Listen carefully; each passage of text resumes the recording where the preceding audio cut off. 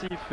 Og l'emmène, Og le perd, Og revient le chercher et puis Cipollini hors sa roue, ce télescope, il tombe. Og s'en est pas trop remis. C'est parti pour Laurent Brochard. Et la pluie fait son apparition. Ouais, vous avez remarqué, Christophe, que la pluie fait son apparition. Ça va devenir très très dangereux dans les 3 virages où les coureurs sont obligés de ralentir. Voilà le petit secteur pavé. Oui, voilà qui va arranger fortement Cancellara. Hein. Oui. C'est pas une bonne nouvelle pour tous les favoris qui vont s'élancer maintenant. C'est une excellente nouvelle pour Fabian Cancellara qui, à défaut du maillot de meilleur jeune, pourrait bien porter le maillot jaune tout simplement. Oui. Parce que là, si ce sont 3 gouttes de pluie qui sont tombées, non, ça continue encore. Hein. Peut-être que d'ici une dizaine de minutes, certaines parties du parcours seront légèrement mouillées, d'autres un peu moins. Alors ça rend le parcours d'autant plus, le circuit d'autant plus dangereux. Hein. Vainqueur de Paris-Roubaix, l'immense Magnus Bäckstedt. Et là, il faut lancer un sacré bonhomme. Hein. Ça, ouais, il y a 98 kilos à lancer. Hein.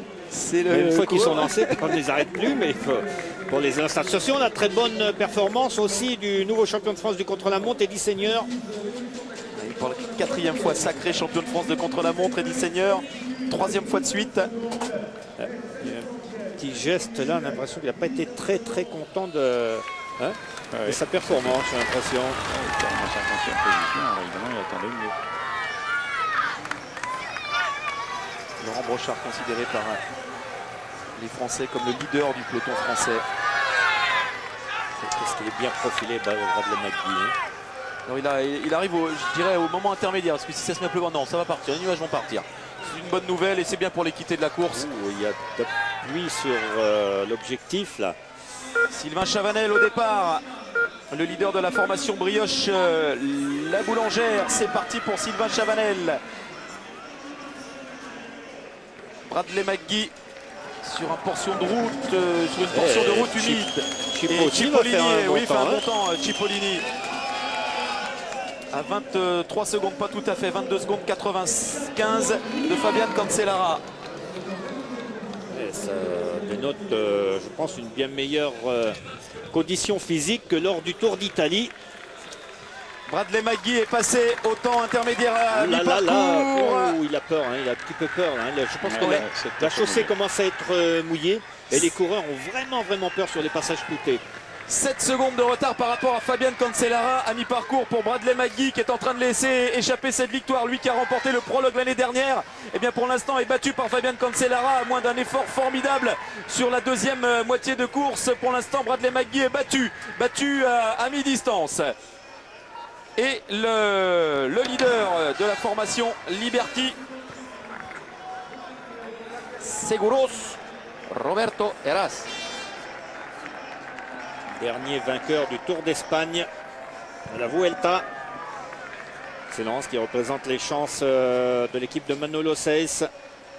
Bradley McGee qui prend les trajectoires les plus courtes possibles, les plus directes possibles pour tenter de faire son retard. Évidemment, il est informé par son directeur sportif Marc Maggio qui le suit et qui l'encourage à aller chercher cette victoire dans le prologue. Brad McGee.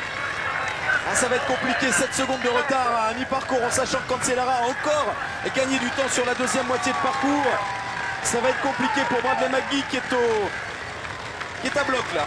Et compte tenu que la chaussée est mouillée. Ouais, c'est ça surtout, hein, la chaussée mouillée, il n'y a rien de tel pour vous détruire le moral.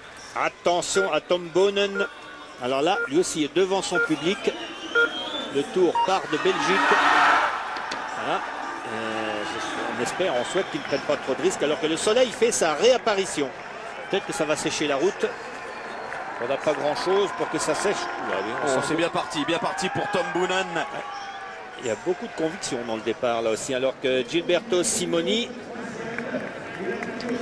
va avoir un petit handicap là, au classement général dès le prologue. Loin. Bon, ce n'est pas sa tasse de thé ni sa spécialité.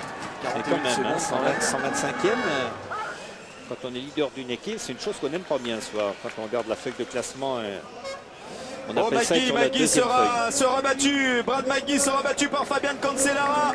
Bradley Magui qui termine usé par ce prologue, Bradley Magui, mais qui est battu d'ores et déjà, c'est une certitude, qui ne sera même pas sur le podium peut-être.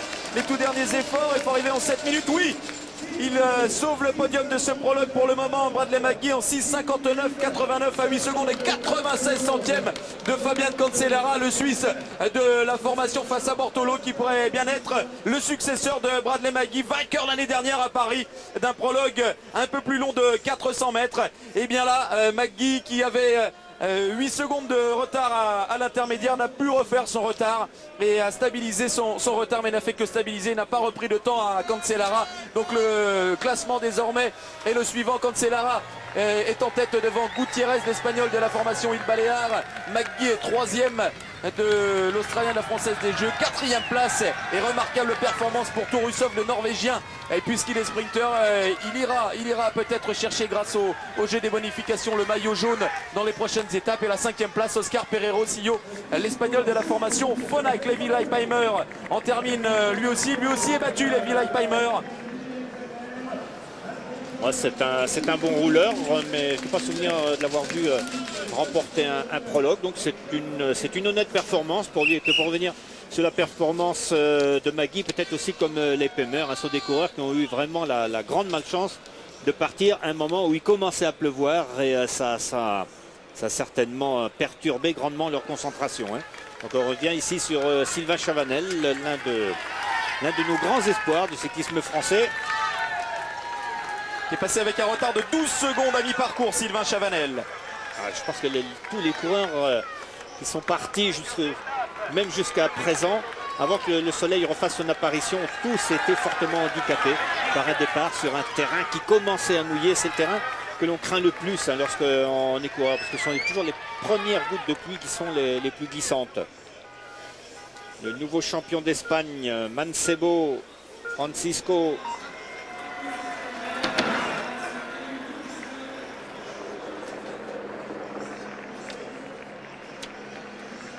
Et dans 7 minutes désormais s'élancera Lance Armstrong. Juste avant lui, Jan Ullrich. Et puis un peu plus tôt encore, Tyler Hamilton. Vous verrez également Ivan Mayo, Alessandro Petacchi, Christophe Moreau. Et puis tout de suite après, Francisco Mancebo, Ivan Basso. Laurent Brochard à l'arrivée en 7,17,97. Il est 50e à 27 secondes. Laurent Brochard. Oui, pourtant il s'est battu, Brochard. On a vu les 100 derniers mètres, il se battait avec son vélo, mais ça n'a pas suffi. Roberto Heras, lui aussi, il n'a pas eu beaucoup de chance. Il est parti au moment où le terrain commençait à être mouillé. On vous l'a dit, pour détruire la concentration, il n'y a rien de mieux parce qu'on se fait beaucoup de soucis avant le départ. C'est le grand début de l'explication finale de ce prologue du 91e Tour de France. Ivan Basso, leader de la formation CSC, l'Italien, prend le départ de ce prologue. C'est un prologue, une mise en jambe pour lui importante, pas très bien, et revenait un petit peu dans le coup, pas très bien sur le Dauphiné libéré. On l'a dit, en meilleure forme, et on l'a dit abordant le Tour avec une forme étincelante. Il doit le prouver maintenant.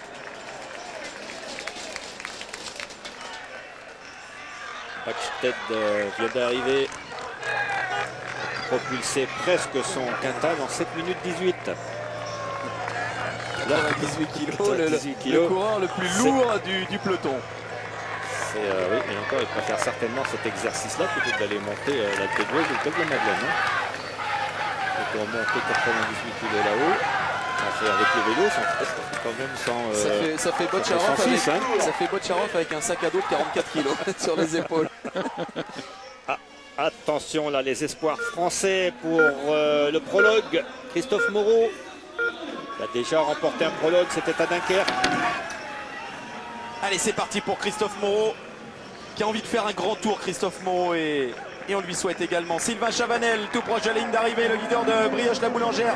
Sylvain Chavanel qui produit ses derniers efforts pour tenter de limiter l'écart, et ce sera pas si mal à 26 secondes et 31 centièmes de Fabian Cancellara.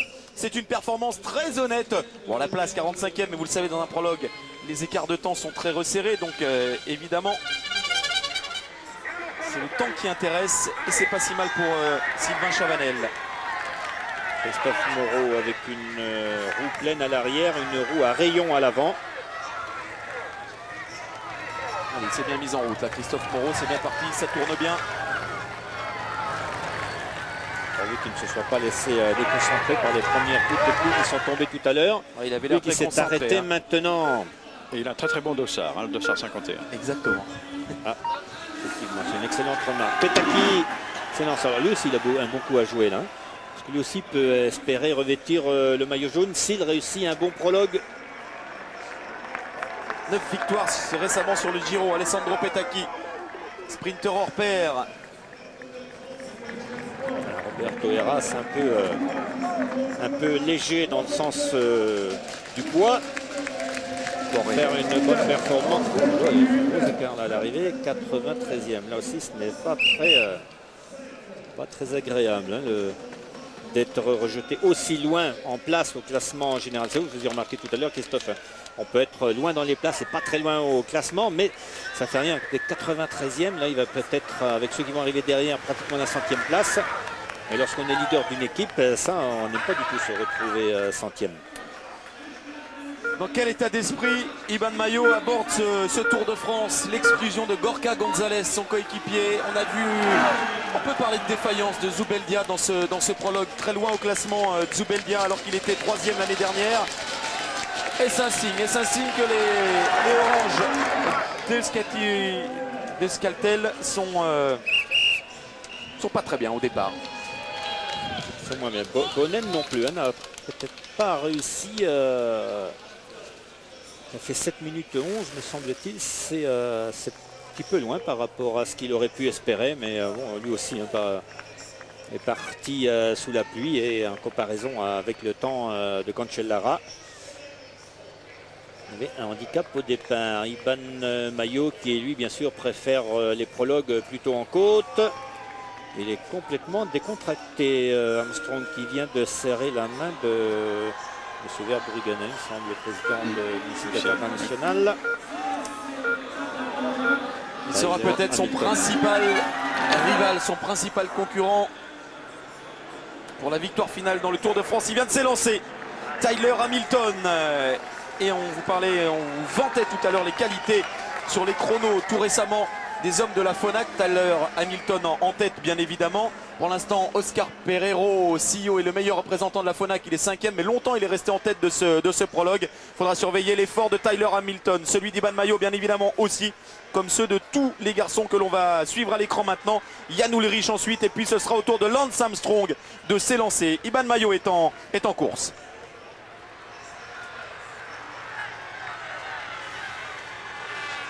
C'est un coureur, on voit très bien qu'il est habitué au contre-la-montre, alors que là, Jan Ullrich va se signer avant de prendre le départ. On le sent très concentré et aussi très affûté, semble-t-il, plus que les autres années.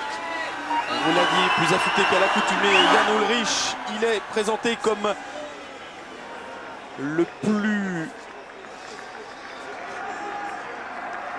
dangereux adversaire. Oui, il est très affûté même, Ullrich, sur le départ. Et sur les images de Jean-Maurice Hogg, là, toute la puissance qui s'est dégagée de Jan Ullrich, les muscles qui se sont dessinés très nettement là. Allez, il est certainement le plus dangereux rival. Une très bonne nouvelle en ce qui concerne le dossard 51, celui de Christophe Moreau. Excellente nouvelle. À mi-parcours, il est 9e à 7 secondes seulement de Fabian Cancellara. C'est un excellent temps de référence pour Christophe Moreau. S'il poursuit dans son effort de la sorte sur la deuxième moitié de parcours, il viendra chercher une très bonne place dans ce prologue. Voilà qui sera une très bonne nouvelle pour Christophe Moreau. Jan Ullrich est en piste, il ne reste plus que Lance Armstrong.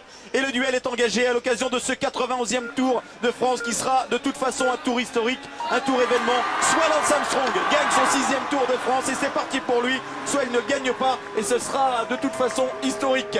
C'est parti pour Lance Armstrong, 5 fois vainqueur du Tour de France. Il est parti juste derrière Jan Ullrich et le duel a commencé entre les deux hommes. On sent la même détermination hein, des deux coureurs au départ. Ils sont partis tous les deux très vite. Mancebo à 84e place pour le leader de l'équipe Il Baléares.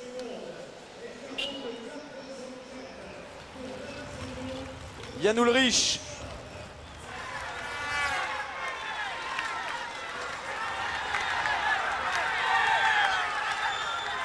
fort heureusement, il semble bien que ce soit sec, hein, le terrain pour les deux hommes. Alors, quelques gouttes seulement, les nuages sont menaçants de nouveau, mais allez, on va dire que ça va tenir bon jusqu'à l'arrivée. Dans un peu plus de 5 minutes maintenant, nous connaîtrons la vérité de ce prologue. Un prologue dominé pour l'instant par Cancellara. Basso était loin à l'intermédiaire, Ivan Basso. On nous l'a dit en grande forme, je ne suis pas certain. Il n'a pas été brillant dans le Dauphiné libéré. Là, il est loin. Il est loin, Ivan Basso. Trop loin. 28-67, c'est trop loin pour lui. C'est pareil, lorsqu'on est leader d'une équipe et qu'on se retrouve à cette place-là, passe pas vraiment on peut passer une bonne nuit, mais on fait pas de beaux rêves. Ça va vite chez Lance Armstrong. Ça va vite dans ce virage. Et il donne toujours l'impression de vitesse Lance Armstrong parce qu'il tourne bien les jambes, alors que Christophe Moreau confirme les chiffres laissés au temps intermédiaire à mi-parcours. Christophe Moreau, il termine très fort. Il termine avec cette envie de bien faire dans ce Tour de France. Il l'a déclaré, il peut monter sur le podium du Tour de France. Et on lui souhaite, il est en train de réaliser une très belle performance. Et il va terminer en 7 minutes 02,44 à la 7e place, à 11 secondes et 51 centièmes seulement de Fabian Cancellara. C'est une performance de tout premier ordre pour le leader de Crédit Agricole. C'est une très belle performance également d'équipe pour la formation Crédit Agricole, puisque Tourousovd est 4e de ce prologue pour le moment. 7e place pour Christophe Moreau, tout cela est provisoire. Il reste des hommes encore à franchir la ligne. Il reste Tyler Hamilton qui lui aussi est en train de fournir son effort à 10 secondes. 10 secondes, il était derrière Christophe Moreau, c'est vous dire.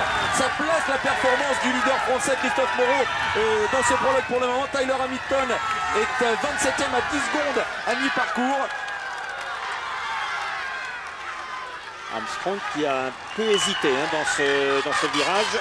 Et derrière, obligé d'effectuer une grosse relance. Seconde. Oui. Voilà, Jan Ullrich, comme on voit tourner, là, les coureurs ne peuvent pas prendre trop de risques en tournant comme ça. Alors là, les deux adversaires vont se croiser, ils vont se rencontrer. Autre indication à mi-parcours, Jan Ullrich est passé à la 28e place à 10 secondes de Fabian Cancellara. C'est la fin de course pour Alessandro Petacchi. 7-18-10 à 27 secondes. Il est pour l'instant 55e. C'est une performance honorable sans plus pour Alessandro Petacchi. Jan Ullrich dans ce prologue est dans les temps de Tyler Hamilton, mais assez loin et surtout devancé par Christophe Moreau, mais devancé par Cancellara, par Gutiérrez, par McGee, par Tourousovd, par Pereiro, Sio pour le moment.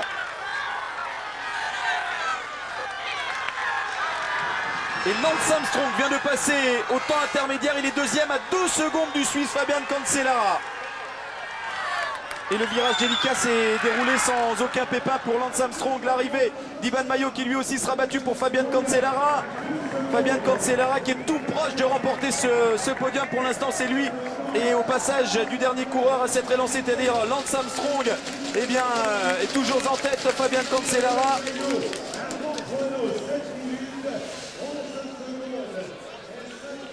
Les contours de son succès sont en train de se dessiner avec un peu plus de précision. C'est extraordinaire la performance d'Armstrong par rapport à celle d'Ullrich ou de Hamilton. Parce qu'il a pris 8 secondes à Jan Ullrich en 3 km. C'est généralement on dit qu'une différence de 2 secondes au kilomètre c'est déjà énorme. Et bien là ça en fait presque 3. Hein. C'est vraiment extraordinaire la performance d'Armstrong. Alors est-ce que Ullrich était parti un peu plus prudemment et va-t-il finir beaucoup plus vite? Ou alors simplement eh bien, c'est la différence qui existe entre les deux hommes, différence naturelle. En tout cas, confirmation que Tyler Hamilton, qui avait du retard, une dizaine de secondes de retard au temps intermédiaire, n'est pas dans le coup puisque lui aussi il pioche, il souffre terriblement avant de franchir la ligne d'arrivée. Regardez, il est battu assez largement, pratiquement 18 secondes de retard pour Tyler Hamilton sur Fabian Cancellara. C'est un vrai gros retard pour Tyler Hamilton. Il va se retrouver derrière ses coéquipiers Pereiro au minimum. C'est impossible que Jan Ullrich reprenne quelque fois. C'est impossible. Il est bien trop loin. Peut-être reprendre quelque chose, mais certainement pas revenir devant, ça c'est sûr. En tout cas, il ne donne pas du tout la même impression visuelle. Hein. Ouais, en plus, Jan Ullrich utilise un développement plus grand que celui d'Armstrong. Et normalement, avec un développement plus petit, on peut terminer plus vite que si on a un grand développement. L'arrivée, les derniers mètres pour Jan Ullrich, qui est battu à partir de maintenant, c'est une certitude, par Fabian Cancellara. Et Jan Ullrich, seul maintenant, Lance Armstrong pourra devancer Fabian Cancellara, sinon le jeune Suisse de la formation face à Bortolo portera le maillot jaune ce soir à Liège. Il sera le premier maillot jaune de ce 91e Tour de France. 16 secondes et demie de retard en 7:07:40 pour Jan Ullrich. Pointé à la 15e place. Et Lance Armstrong qui en termine maintenant, il est le seul à pouvoir terminer devant Fabian Cancellara. Lance Armstrong qui termine fort, très très fort dans cette deuxième moitié de parcours. Lance Armstrong lancé comme une fusée. Lance Armstrong qui est en mesure de venir inquiéter Fabian Cancellara, l'américain qui pourrait répondre à toutes les questions, répondre à tous les doutes dès le prologue de ce 91e Tour de France. Plus de 10 secondes pour passer devant Fabian Cancellara chez Lance Armstrong, qui semble parti et en mesure d'inquiéter, de battre, peut-être pas, il ne battra pas. Non, Fabian Cancellara termine à 2 secondes, 1 seconde 65 du Suisse. Il est deuxième. Lance Armstrong vainqueur. Fabian Cancellara vainqueur du prologue de ce 91e Tour de France. Il devance Lance Armstrong, l'américain, à quasi impérial sur ce prologue. En tout cas, Lance Armstrong, et c'est là le plus important, qui devance assez largement tous ses principaux rivaux. Et il devance Ullrich de 15 secondes, c'est énorme. Hein. 15 secondes dans un prologue sur 6 km. C'est voilà, le visage de Cancellara qui réalise qu'il a enfin gagné ce prologue. Et c'est sûr qu'à la fin, il devait avoir un rythme cardiaque qui était presque aussi élevé que celui de la course. Hein. Parce qu'on a cru pendant un moment que Lance Armstrong pourrait le battre. La plus belle victoire de sa carrière pour le champion de Suisse en titre du chrono, du contre-la-montre. Fabian Cancellara qui dans une moyenne de 53-56. 53-56. Jean-Paul, on replace la performance de Cancellara. C'est le troisième prologue le plus rapide de l'histoire. Cancellara devant Lance Armstrong, Gutiérrez 3e, Bradley McGee vainqueur l'année dernière à Paris et 4e, pointé à 9 secondes de Cancellara.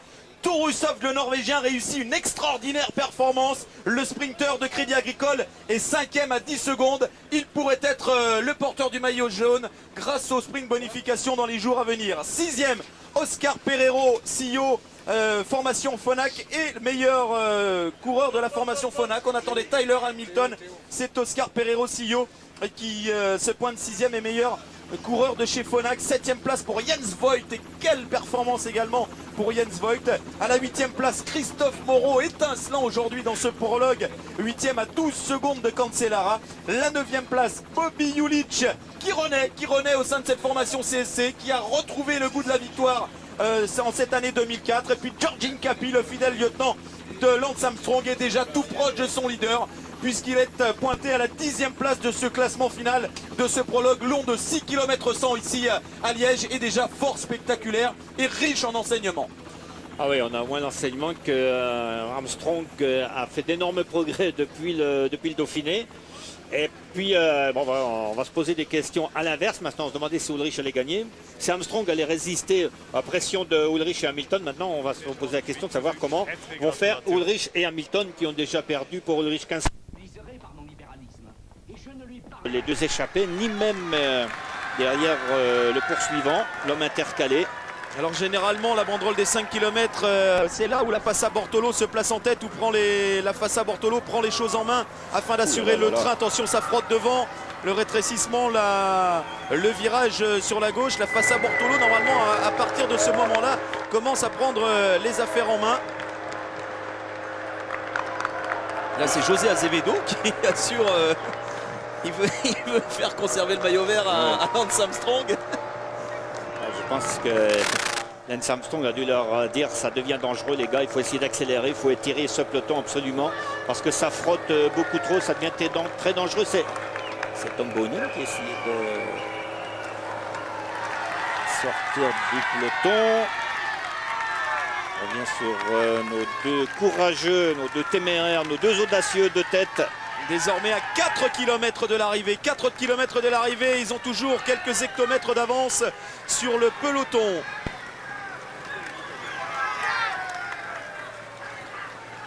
Quel effort de la part de Wouters. C'est le Télécom qui prennent les choses en main maintenant. On ne s'entend pas franchement entre les Télécoms, la Gerolsteiner. Il y a beaucoup de paroles, il y a beaucoup d'hésitation. C'est en ordre dispersé. C'est favorable pour l'instant aux deux échappés qui tiennent toujours le bon bout devant. Quelques secondes devant, une dizaine de secondes devant. 15 secondes, très exactement, 15 secondes au dernier pointage. 15 secondes d'avance à 4 km de l'arrivée pour les deux. Le peloton est à 15 secondes. Le peloton va-t-il se faire piéger dans ce final? Wouters se retourne. Allez, les deux hommes, je pense, sont vraiment au maximum. Là. Ils n'ont aucune possibilité d'accélérer. Alors que le peloton, lui, a une possibilité d'accélérer. Est-ce qu'il le voudra? Est-ce qu'il le pourra? Et chute, visiblement, une chute dans le peloton. Oui, il y a chute. Chute avec un coureur de la Phonak à terre. Nicolas Jalabert est tombé. Nicolas Jalabert est tombé dans le peloton. Ça a provoqué des cassures. Il repart. Jean-René. Nous allons repartir tout de suite derrière lui. Nicolas qui vient de se relever, qui a visiblement mal au cou de gauche. Nicolas qui vient de se relever, qui vient de repartir. Il y avait aussi juste devant lui, j'ai eu l'impression, un écart qui a été fait par un coureur de l'équipe RAGT Semence. Et Nicolas qui était derrière est tombé. Voilà, nous sommes à côté de Nicolas Jalabert qui est reparti. À côté de lui, la voiture d'Alvaro Pigno, son directeur sportif. Nicolas Jalabert qui part sur un rythme lent, mais qui a réussi à remonter sur son vélo et à repartir. Voilà, Nicolas Jalabert dans la chute. Y a-t-il eu des sprinteurs ou pas de piégés? On nous parlait éventuellement de Stuart O'Grady qui aurait pu se faire piéger dans cette cassure, dans cette chute. C'est ce que l'on verra. En tout cas, pour l'instant, les choses sont prises en main et c'est une certitude maintenant par la face à Bortolo. C'est du classique, c'est du grand classique. Le train est en marche. C'est Fabian Cancellara, le premier wagon de ce train, le premier pilote qui va tenter d'emmener Alessandro Petacchi vers la victoire. Mais il faut d'abord rejoindre ces deux hommes qui sont en tête. Mark Wouters et Jakob Piel qui tiennent le bon bout. Ils ont encore un peu plus d'une dizaine de secondes d'avance sur le peloton. Le peloton emmené désormais sans arrière-pensée par la face à Bortolo du sprinter Alessandro Petacchi. Et là, ça roule vite. Très très vite avec le maillot jaune en tête. Cancellara qui passe sous la banderole des 2 km. Oh, ce sera juste pour les sprinteurs. Et c'est quand même très très insolite de voir un maillot jaune tirer le peloton. Ça, on ne le voit pas souvent. Ouais, c'est assez rare que le maillot jaune se fonde d'un seul coup. Et ils reviennent. Le peloton est en train de revenir sur les deux échappés qui vont se faire manger à moins de 2 km de l'arrivée. Donc derrière ce virage, il y a un regroupement général et on va donc assister à un sprint massif pour cette première étape, pour cette première arrivée que l'on a annoncée au sprint. Eh bien, on aura bien cette récompense-là, le spectacle sur la longue ligne droite, alors que les AG2R en faveur de Jean-Patrick Nazon ou de Yann Kissirpu également sont en train de participer à la lutte et en train de placer leur sprinter.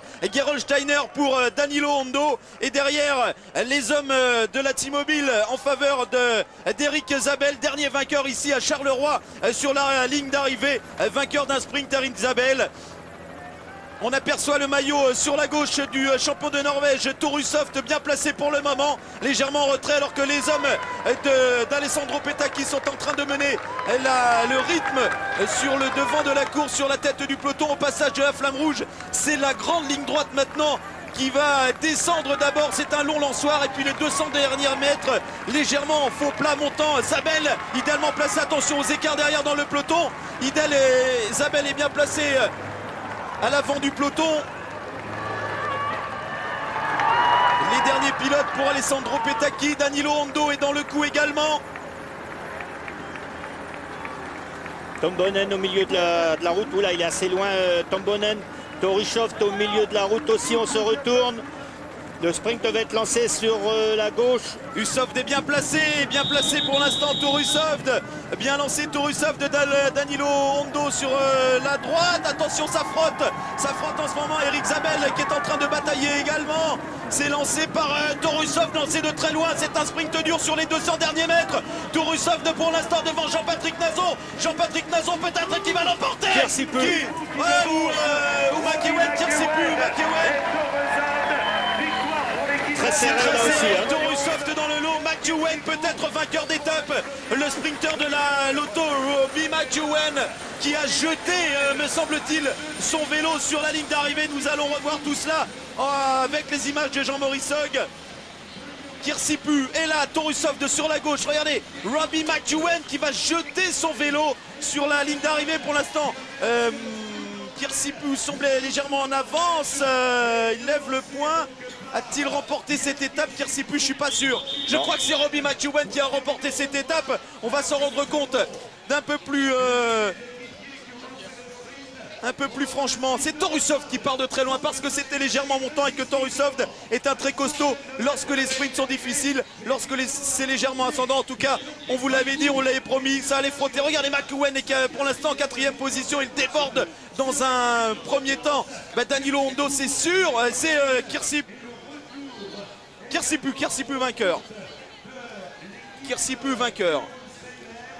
Yann Kirsipu devant Robbie McEwen.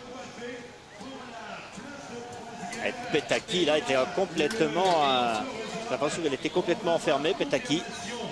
Kirsipu qui a en quelque sorte emmené Jean-Patrick Nazon, mais ils n'ont pas pu se dégager. Kirsipu se dégage et oui. Oui, il gagne Kirsipu. Et Ushof peut prendre la 3e place. Kirsipu, McEwen, Ushof et visiblement Danilo Hondo 4e. C'est très très serré entre tous ces hommes-là.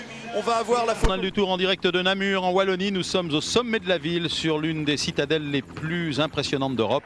Et dans cette ville chère à Justine Hénin et à Benoît Poelvoorde, c'est le sprinter Robbie McEwen qui l'a emporté devant Torusov et Jean-Patrick Nazon.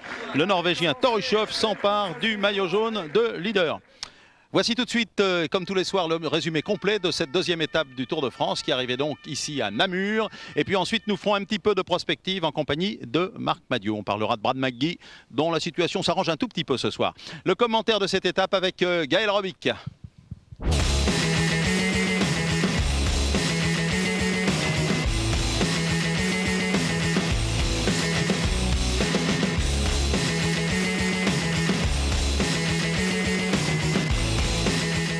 Chute à l'arrière. À chaque tour, la phrase rituelle rythme la première semaine de course. Ces premiers tours de roue, l'occasion unique surtout de se faire remarquer. Si certains jouent les coudes, d'autres en tête se laissèrent pour former l'échappée du jour. Les Français Christophe Mongin, Christophe Edalen et Jérôme Pinault accompagnent Sébastien Lang, Marc Scanlon et Jacob Pil. 6 téméraires partis à l'aventure entre Namur et Charleroi. 197 km pourtant sur mesure pour les sprinteurs. Quand j'ai vu des coureurs comme Christophe Mongin ou Jacob Pil s'en aller, je me suis dit c'est un bon coup à prendre.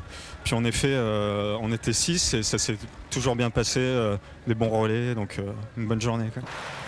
Une bonne journée, mais avec 20 km de trop. Comme prévu, les échappés s'effacent devant le peloton, promis à une nouvelle explication. Quand on possède dans son équipe le meilleur sprinter du monde, le maillot jaune ferait presque figure de lot de consolation.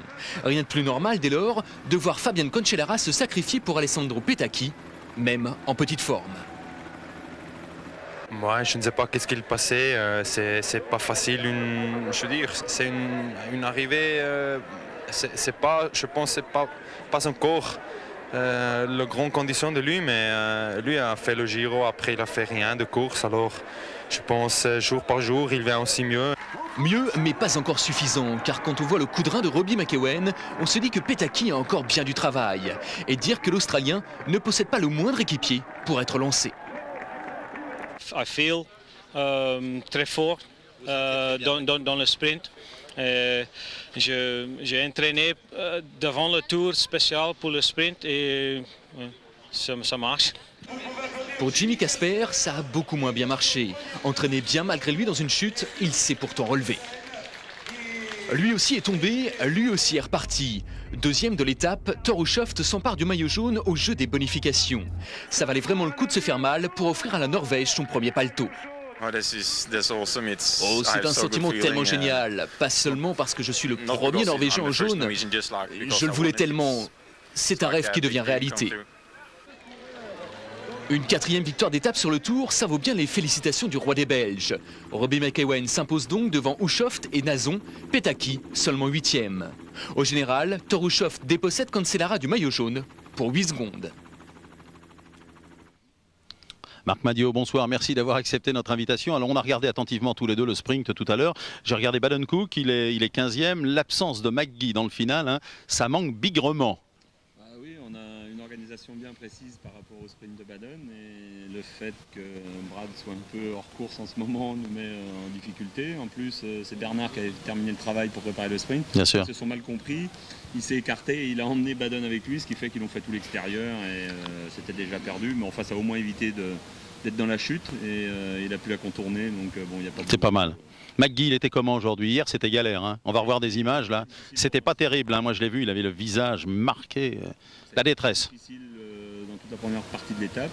Il était un petit peu mieux dans la deuxième, m'a-t-il dit. Et, on espère que son état de santé va s'améliorer. Il a mal au dos. Qu'est-ce qui lui est arrivé? Il n'est pas tombé. Hein. Il n'est pas tombé. Bah non, oui. Il a voulu faire plaisir à sa femme et aménager un petit peu l'appartement, planter des oliviers, il paraît. Des oliviers sur la terrasse et il a fait un peu le manutentionnaire. Il a voulu être un mari exemplaire, mais à voilà. la du Tour de France, il faut faire un petit peu le feignant quand on est à la maison, hormis l'entraînement. Donc ça sera une bonne leçon pour le futur.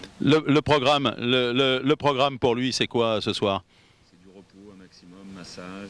Sa femme et sa petite fille. Je tends mon micro parce qu'il paraît que celui-là n'est pas terrible. Sa femme et sa petite fille sont avec lui et il va prendre du repos, savourer les petits instants en famille et puis ça devrait aller mieux. Et ça va repartir demain. Il le faut. Une bonne nouvelle, là vous venez de l'apprendre, c'est de la télévision en direct. Un de vos coureurs, Sanchez, champion de France de poursuite. Voilà, Fabien Sanchez vient de m'appeler juste avant le début de l'émission pour me prévenir qu'il était devenu champion de France de poursuite il y a quelques minutes, donc il était très heureux, je le suis également pour lui. C'est une bonne rampe de lancement pour les prochains JO, puisqu'il sera le représentant français en poursuite individuelle. J'espère qu'il va continuer à bien travailler, puis qu'il sera performant au JO, où il retrouvera Brad McGee, qui sera le représentant de l'Australie. Qui ira beaucoup mieux. Voilà. Merci Marc, et bon vent. Tous les soirs, on va focaliser sur une équipe. Céline a acheté son dévolu aujourd'hui sur l'équipe de la G2R, et bonne pioche, elle était en compagnie depuis ce matin de Jean-Patrick Nazon. On va parler de stratégie. Voici tout de suite son reportage. Les images sont signées Franck de Tranchant. Pardon. Des tours de Quackendy, des tours de Vélobardi. Vous êtes un blagueur, ah ce que vous êtes coureur.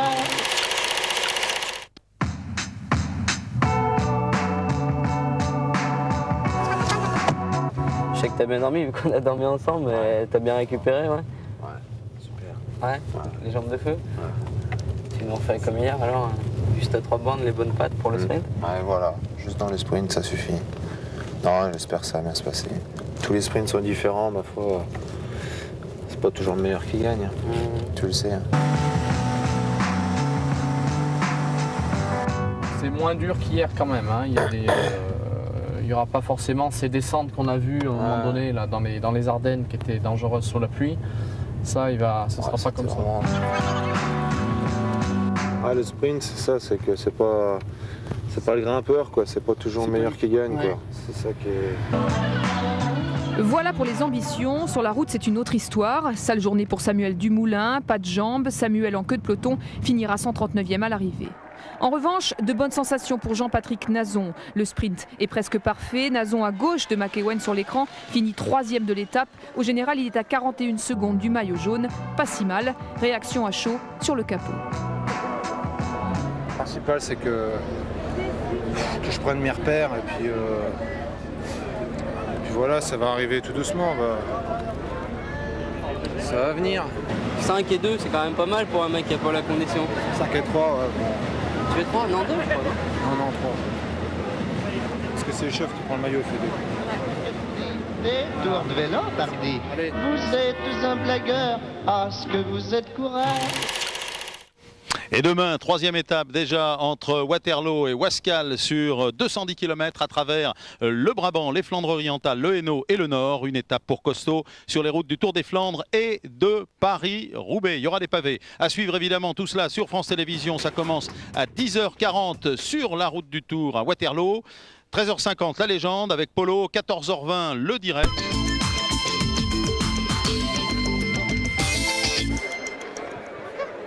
Bonsoir à toutes et à tous, c'est le journal du Tour de France au terme de la 3e étape qui conduisait les coureurs de Waterloo à Wascal dans le Nord, une étape qui restera dans les annales. Sur les pavés du Nord, Iban Maillot a perdu une partie de ses illusions et sans doute le Tour de France. Moreau et Ushoff se sont également fait piéger. Pour eux, la course au podium n'est plus d'actualité. Voici tout de suite le résumé de cette 3e étape du Tour de France en compagnie, du nouveau maillot jaune, monsieur Robbie McEwen, et de son fils Ewan, à qui le jaune va très très bien. Ah extraordinaire. oui, oui, oui. Il s'est levé les bras, je l'ai vu tout à l'heure. C'est un futur sprinter. Allez, on y va. Le résumé préparé par Gaël Robic.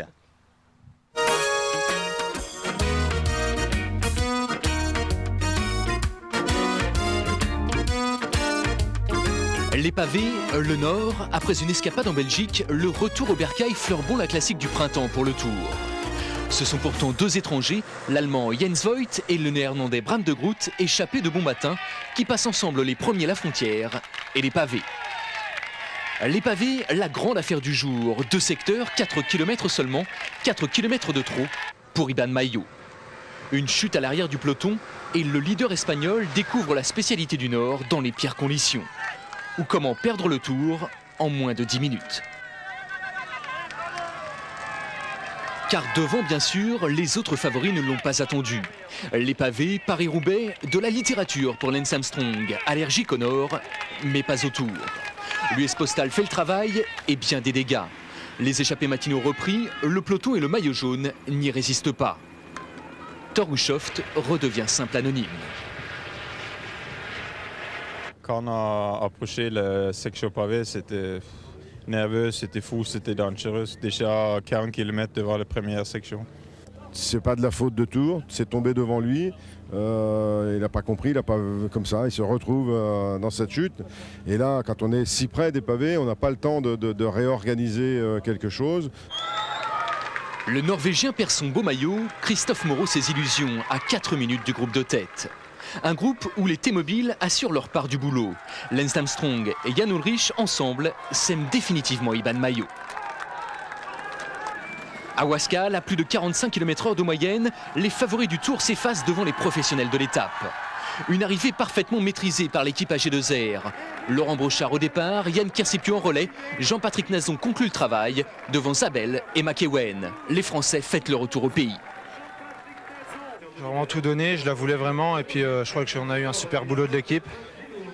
Et je crois que sans eux, j'aurais pas gagné aujourd'hui. Donc je leur dédie cette victoire et je suis très content aujourd'hui d'avoir gagné cette étape. Lui n'a pas gagné, mais est encore plus content. Habitué des victoires d'étape, Robbie McEwen découvre la vie en jaune. C'est fantastique d'être en jaune, même si j'aurais aimé gagner l'étape. Si j'avais gagné, j'aurais eu le jaune de toute façon. C'était dans mon esprit depuis le départ. Le maillot jaune, Iban Mayo n'y pense même plus, relégué à près de 4 minutes d'Armstrong. Et dire que demain, c'est le contre-la-montre par équipe. 3e étape, 3e bouquet pour les sprinteurs, avec cette fois-ci Jean-Patrick Nazon à l'honneur. Au classement général, 3e étape et 3e leader différent. Après Cancellara et Hushovd, Robbie McEwen porte le jaune. Voilà, Robbie McEwen est avec nous. Il a laissé son maillot à son fils Ewan, qui l'a transformé en robe de chambre et qui est parti. C'est un beau maillot, c'est votre premier maillot jaune. Hein? C'est le premier maillot jaune pour moi. C'est fantastique. Dommage un peu, c'est dommage contre le monde par équipe. Ça va être difficile, hein? 1 seconde seulement d'avance. Hein? Puis Armstrong qui n'est pas loin derrière, Ullrich non plus. Hein? Oui, mais pas le problème pour moi. Un jour, 10 jours de le maillot jaune, c'est impossible pour porter à Paris. Non. Donc, le vert, en revanche, le vert, vous y croyez, hein? Le vert, c'est l'objectif. Peut-être, mais encore, seulement 3 jours dans le Tour. C'est beaucoup de possibilités pour les autres. Alors dites-moi, vous avez regardé Petacchi et Cipollini, on en parlait beaucoup, ils sont très très loin derrière vous. Qu'est-ce qui leur arrive? Oui, je ne veux pas Cipo et Petacchi, je ne sais pas le problème.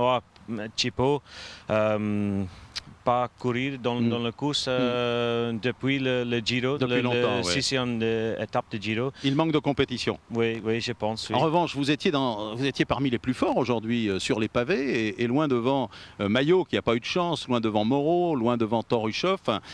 Comment ils sont, Armstrong et Ullrich? Impressionnant, hein? Impressionnant. Aussi les équipes de Ullrich et Armstrong. Les deux équipes roulent très très fort devant pour 20 km devant le premier secteur de pavé, avec une vitesse de 60 km. C'était des TGV, comme on dit chez nous. Vous allez très vite. Qui va gagner demain? Qui va prendre le maillot jaune demain? Je ne souhaite pas de le perdre, mais bon. Je pense US Postal. US Postal.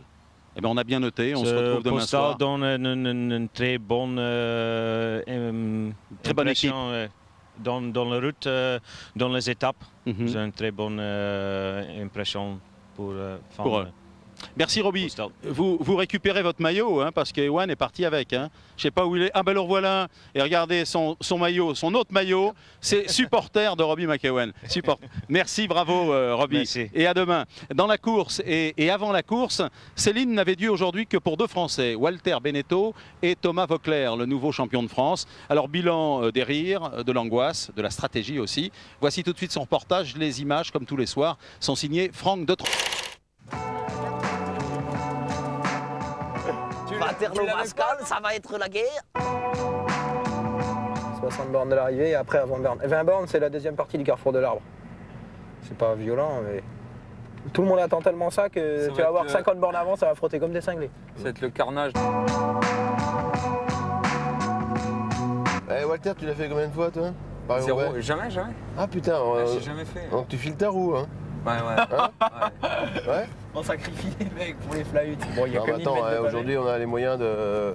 Qu'est-ce qu'on va faire? Sylvain, Père Lefebvre, il va pas être mal Laurent.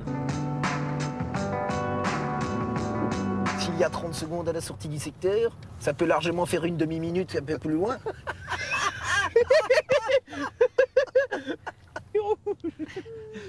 Si ça rigole bien aujourd'hui comme dans la voiture, ça va être pas mal. Faut être sérieux sur le vélo. Mais il faut rire dans la vie.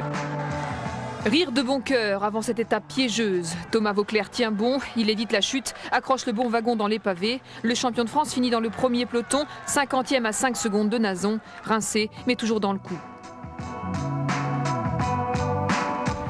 Moins verni, Walter Benetto. Le gaillard joue trop avec les cailloux à la sortie du deuxième secteur pavé. Résultat, crevaison à 25 km de l'arrivée. Mauvaise pioche, Walter est recalé à plus de 4 minutes du vainqueur. Réaction à chaud sur le capot. Quand je suis beau là. Ah, t'as crevé? Putain, t'étais dans le bon groupe. T'as pas une casquette, Jacouille? T'as roulé dans la caillasse ou bien c'est une... Ouais, je suis pas resté au milieu, j'ai pris les bas-côtés. Allez. Hein? Ça va chier mon petit Thomas. Des tours de vélo, vous êtes un blagueur, ce que vous êtes courageux. Et ils sont sympas en plus ces deux-là, ils ont du talent. Demain, 4e étape entre Cambrai et Arras, je vous le disais tout à l'heure, un contre-la-montre par équipe que l'on attend avec impatience. Il va sans doute bouleverser le classement général. C'est vallonné, mais de l'avis des spécialistes, les coureurs pourront emmener des braquets énormes de 54-11. Les spécialistes apprécieront. À suivre sur France Télévisions à partir de 10h40 sur la route.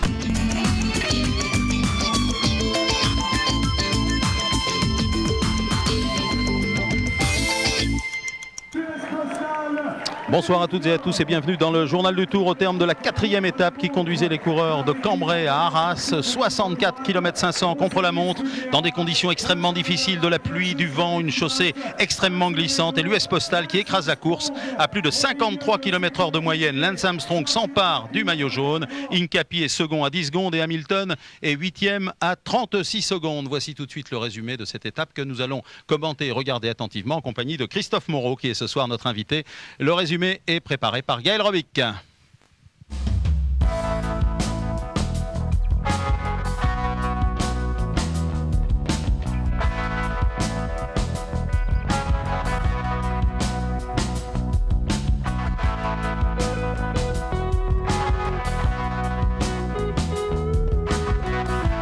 Il peut avoir le sourire. Pour Lance Armstrong, tout se déroule comme prévu, et même un peu mieux. Au prologue, l'Américain avait exigé un bon temps de ses coéquipiers, histoire de partir en dernier sur le contre-la-montre et être renseigné sur ses adversaires. Sous une pluie pareille, l'US Postal était pressé d'en finir. 67 km à plus de 53 de moyenne. À vélo, personne n'est jamais allé aussi vite entre Cambrai et Arras. Oh, incroyable, vraiment fort, vraiment comment dire, le rythme, c'est parfait. c'est parti pour doucement et donc après le premier time check, à bloc, c'est incroyable. Armstrong en jaune après seulement 4 étapes, ce sont les autres qui ont du mal à y croire. Comment garder le moral pour Tyler Hamilton, relégué à 36 secondes après un contre-la-montre à émotion? 4 crevaisons dans les 25 premiers kilomètres, 4 équipiers égarés en route, et pourtant, l'équipe Phonak trouve encore les ressources pour finir deuxième. Je suis vraiment fier de mon équipe. Les gars ont été fantastiques, ils n'ont jamais baissé les bras. Je crois qu'on était les meilleurs aujourd'hui. Lui n'était pas au mieux aujourd'hui. 4e de l'étape, Jan Ullrich abandonne 40 secondes supplémentaires. Au général, le retard de l'Allemand approche la minute. Une minute, c'était l'écart qui le séparait d'Armstrong l'an dernier. Mais sur le podium. C'est dommage car ça s'est pas mal passé au départ, mais on a perdu beaucoup de temps sur une crevaison. La pluie ne nous a pas aidés non plus. Il était promis à une nouvelle désillusion. Privé d'un équipier avant même le départ du Tour, Iban Mayo ne pouvait que perdre du temps face au chrono. Pour l'heure, le 10 chrono compte plus de 5 minutes de trop. 7e d'un exercice qu'il apprécie peu, Roberto Heras, lui, laisse plus d'1 minute sur les routes du Nord. Des routes sans pavés, mais avec bien trop de pièges pour le team CSC, seulement 5e. Eux ne voulaient surtout pas finir dernier. À une place près, c'est gagné. L'équipe RAGT, souvent critiquée depuis le départ, prouve qu'elle a largement sa place dans le peloton du Tour de France. Grand vainqueur du jour, Lance Armstrong peut aussi se considérer un peu perdant. En temps réel, les écarts creusés par l'US Postal laissent songeurs. Mais pour ce contre-la-montre, les organisateurs appliquent le temps compensé. Un écart plafonné de 20 secondes au deuxième jusqu'à 3 minutes au dernier. Au général, tout est plus clair, Lance Armstrong retrouve sa couleur fétiche. Oui, bonsoir Christophe. On peut dire que vous avez limité la casse aujourd'hui. Dans quel état d'esprit étiez-vous au départ ce matin après le mardi de galère que vous avez connu ? Je pense qu'on a été tous très courageux, on a envie de bien faire, malgré, je dirais, les quelques individualités de grimpeurs qu'on avait en plus, peut-être moins forts, mais je pense qu'on avait envie de tout donner et puis d'effacer cette mauvaise journée hier. Roger, qu'est-ce qu'il vous a dit ce matin ? Il vous a remonté le moral, hein ? Plus que jamais, je pense que là, il a été vraiment grand meneur d'hommes, que ce soit avant la course et pendant la course. Et je crois que maintenant, on est libéré et on regarde devant maintenant. Alors, comment étaient les sensations sur le vélo ? On va vous retrouver tout de suite sur la route du contre-la-montre par équipe. Ça ne devait pas être évident, hein ? Un temps exécrable, hein ? Ouais, les conditions les pires qu'on puisse connaître dans un contre-la-montre par équipe, très glissant, des bandes blanches et puis du froid et du vent. Donc c'est vrai qu'aujourd'hui ça allait. J'ai su, je crois, passer de très bons relais et puis au final, je crois que ça fait quand même un bon petit temps. Difficile de donner le meilleur de soi-même. Bon, vous n'avez pas crevé, vous n'êtes pas tombé dans l'équipe, hein. Chapeau. Ouais, je crois que le plus important, c'est de garder un potentiel physique impeccable et mental. Et je pense que c'est aujourd'hui le cas, même si les écarts sont peut-être relativement conséquents. Parlons d'écart. Hein. Vous êtes 107e au général à 5,58. Vous visez toujours une place sur le podium. Je vous ai écouté, vous l'aviez dit ouvertement au départ. Hein. Ouais, je crois qu'aujourd'hui, dans le Tour, tout est possible. Ce n'est que la 4e journée. Bien sûr. Et l'année dernière, à la même époque, j'avais autour de 4 minutes. Et je crois qu'il faut rester concentré. Ça ne fait que commencer. Et le Tour est encore très long et très dur. Armstrong est impressionnant depuis le départ. Il va se battre, à votre avis, pour conserver son maillot ? Il va bluffer comme d'habitude ? Ouais, je pense que c'est quand même le roi de l'intox maintenant. Je pense que quand on a le maillot jaune, on ne peut pas dire qu'on ne va pas le défendre. Et puis en même temps, de refaire des contre-la-montre par équipe pendant 2 semaines et demie, ce serait que de bon augure pour tout le monde. Sur quel terrain il faut l'attaquer ? Vous savez, je crois qu'il montre qu'il est très fort avec lui et son équipe. Maintenant, il faudra être opportuniste et puis peut-être attendre le milieu de tour, fin de tour. Mais en tout cas, il faudra attaquer. Merci d'être passé nous voir. Le moral est revenu, c'est bien, parce que ce qui vous est arrivé hier, je le dis au nom de tous les téléspectateurs, c'était une vraie injustice quand même. Merci et bon vent. Merci. Le reportage du jour, il est consacré aux 2 Jimmy du peloton, Jimmy Casper et Jimmy Engoulevent. Ils sont très sympas tous les deux, mais pas très gâtés en ce moment. Reportage de Céline Géraud et sur des images de Franck de Tranchant.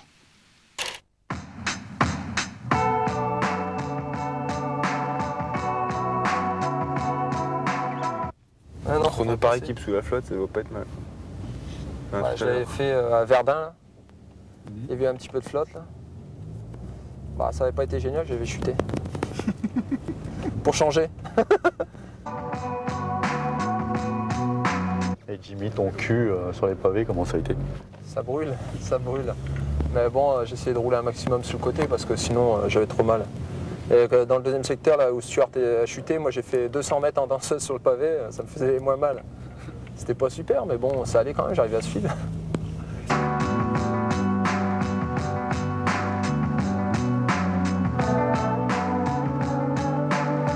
Les gens ils nous appellent, hey Cofidis, allez Jimmy. Ouais super, mais c'est lequel? Et bah justement, c'est ça qui est bien. Bah ouais, en général, c'est pour toi quoi. Il y en a que 2 dans le peloton et il faut qu'on se retrouve dans la même équipe.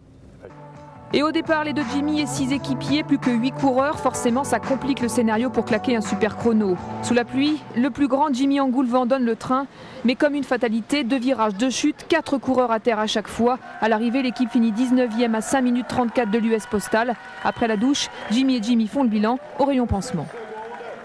Il y a Moncoutier et Farazine, je crois. Et Farazine, ouais. Donc 2 coureurs à ne pas avoir chuté aujourd'hui, ça va plus vite parce qu'on est 6 à être tombés. Bon apparemment ça va, il n'y a pas de bobo, mais bon, toujours Ashkoumoul qui nous poursuit quoi. Ouais. Des tours de Quackendy, des tours de Vélobardi. Vous êtes un blagueur, ah ce que vous êtes coureur. Et demain, c'est la 5e étape entre Amiens dans la Somme et Chartres sur 200 km 500 à travers la Somme, l'Oise, le Val d'Oise et l'Eure-et-Loire. A priori, c'est pour un sprinter et pourquoi pas pour Jimmy Le Picard qui jouera à domicile. À suivre tout ça évidemment sur France Télévisions comme tous les jours. Ça commence par la route du Tour à 10h40. Nous serons...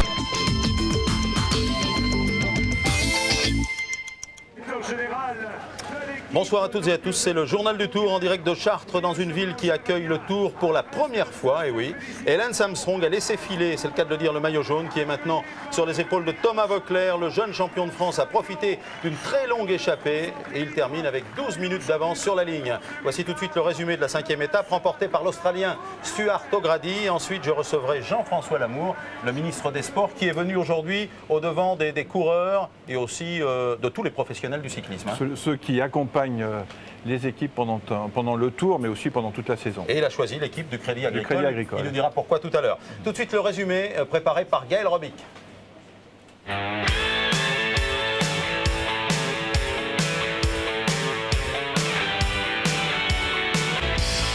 Ce devait être une étape sans histoire, une de ces fameuses journées de transition. D'Amiens à Chartres, 200 km, premier au sprinter. Entre pluie et vent de face, une traversée de la Beauce mémorable pour Thomas Voeckler. Un champion de France parti en éclaireur après seulement 16 km de course. Avec lui, Sandy Cazard, Stuart O'Grady, Jacob Piel et Magnus Bachstedt. À première vue, 5 téméraires cantonnés à de la figuration en attendant le réveil du peloton. Tout le monde roulait, en plus vent de face, c'est très dur, donc il faut toujours laisser un rythme assez soutenu. Après, bon, au départ, on n'espérait pas avoir arrivé avec 15 minutes. On pensait que ça allait rouler et revenir peut-être sur la fin. Pour le peloton, le réveil est difficile. Michael Bogart, le néerlandais, Alessandro Petacchi, mais aussi Robbie McEwen, le maillot vert. Le temps de se relever est pour les meilleurs, il est déjà trop tard. 17 minutes d'écart à 60 km d'arrivée. Lance Armstrong a compris, le nouveau maillot jaune, c'est lui. Déjà le bleu, blanc, rouge, j'étais content. Là, je m'apprêtais à faire tout le tour en bleu, blanc, rouge. Là, j'ai le jaune au moins pour demain. J'espère le garder quelques jours. Mais oui, non, je mentirais si je disais que j'avais l'ambition de porter le maillot jaune. Ouais. Voeckler, voici encore quelques semaines, un coureur anonyme dans une équipe en manque de sponsors. Après le bleu, blanc, rouge, le jaune, de quoi voir l'avenir en rose. Je leur dis aujourd'hui, quand on voit les bons moments qu'on passe et le mal qu'on se donne à porter haut les couleurs et à essayer d'avoir des résultats, on aimerait vraiment que ça continue. Ouais. Voeckler en jaune, on en oublierait presque la victoire de Stuart O'Grady, vainqueur logique du groupe des 5. Avec l'Australien, Cofidis sort enfin de la rubrique fait divers. J'étais très motivé, j'ai dit ce matin dans la réunion, je veux gagner aujourd'hui, je vais aller dans l'échappée. C'est facile à dire, mais j'ai fait et je suis hyper content. Tout serait presque parfait pour les équipes françaises.